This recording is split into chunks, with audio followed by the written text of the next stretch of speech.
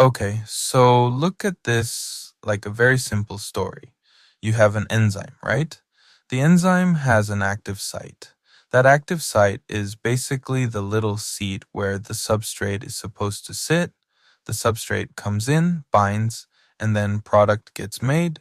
But in competitive inhibition, there is another molecule, the inhibitor.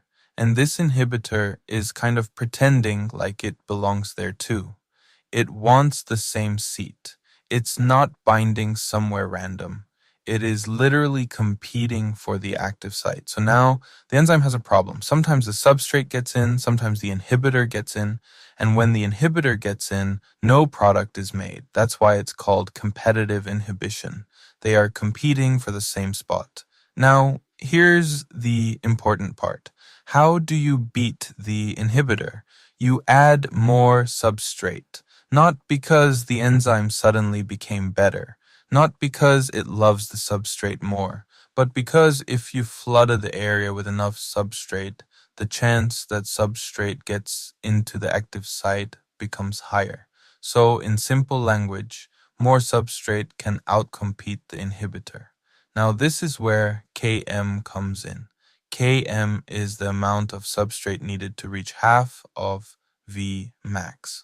So if Km goes up, that means the enzyme now needs more substrate to reach the same speed. And that means the enzyme's apparent affinity is lower. This is the part that can trick people. Higher Km does not mean higher affinity.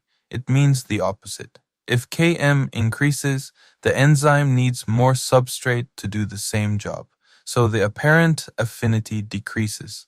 That's why for competitive inhibition, Km increases. Affinity decreases. Now what about Vmax? Vmax is the maximum speed of the enzyme when the enzyme is fully saturated.